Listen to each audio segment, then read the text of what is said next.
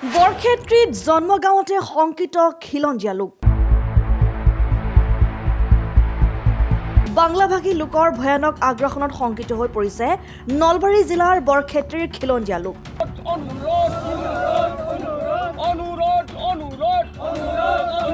বৰক্ষেত্ৰীৰ চৰাঞ্চলত বাংলাভাষী লোকে নিশাটোৰ ভিতৰতে ভূমি বেদখল কৰি গৃহ সাজি গঢ়ি তুলিছে গাঁও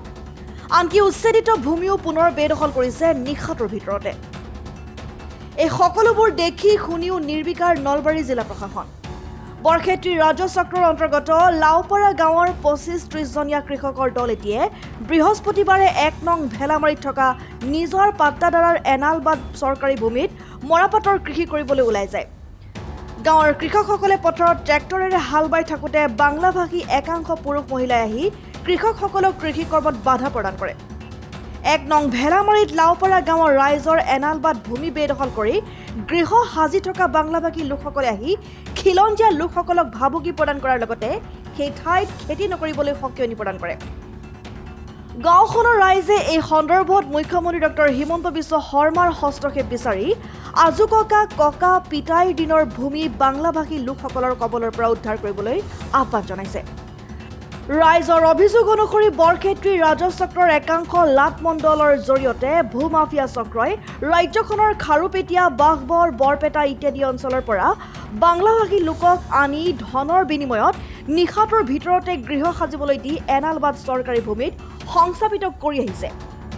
ৰাজ্যত বিজেপি চৰকাৰ গঠন হোৱাৰ পিছত লাওপাৰা ঘোলাৰপাৰ নোৱাপাৰা ভূমি সংৰক্ষণ সমিতিৰ আবেদনৰ ভিত্তিত বৃহত্তৰ অঞ্চলটোৰ কেইবা ঠাইত বেদখল কৰি উচ্ছেদ কৰি বেদখলমুক্ত কৰিছিল প্ৰশাসনে কিন্তু প্ৰশাসনে দিনত উচ্ছেদ কৰি অহাৰ পিছত ৰাজচক্ৰৰ একাংশ মণ্ডলৰ উচতনিত পুনৰ নিশাটোৰ ভিতৰত গৃহ সাজি থাকিবলৈ লয় বাংলাভাষী লোকসকলে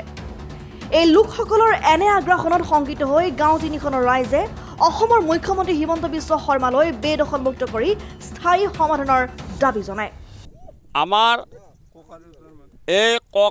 আজৌ ককা পিতা তেওঁলোকৰ মাটিৰ পৰা আমি বঞ্চিত হ'ব লগা হ'ল কিছুমান বেদখলকাৰী আহি ৰাতিৰ ভিতৰতে আমাৰ মাটিত খেতি বাতিৰ ওপৰত ঘৰ উঠাই দিয়ে গতিকে আমি ইয়াত নদী গৰাখহনীয়া মানুহ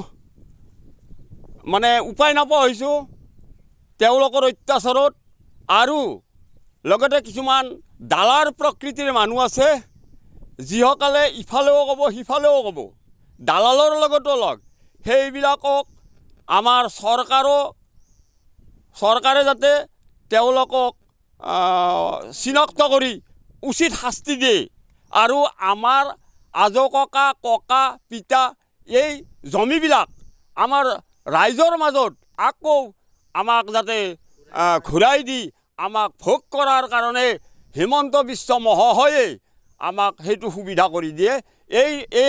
মই অসমৰ মুখ্যমন্ত্ৰী হিমন্ত বিশ্ব মহোদয়ৰ ওচৰত কাতৰ অনুৰোধ কৰিলোঁ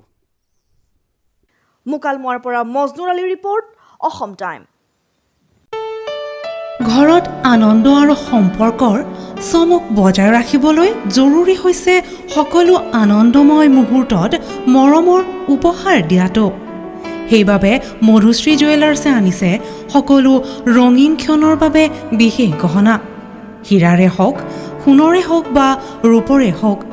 শ্ৰেষ্ঠ ডিজাইনছ আৰু হলমাৰ্কযুক্ত গহনাই ৰাখে সম্পৰ্কক নিখুঁত তেনেহ'লে আজিয়ে আনক আনন্দ মধুশ্ৰী জুৱেলাৰ্ছৰ সৈতে যোগাযোগ কৰক 7002800341 নাইবা ভিজিট কৰক LNB ৰোড নলবাৰী অসম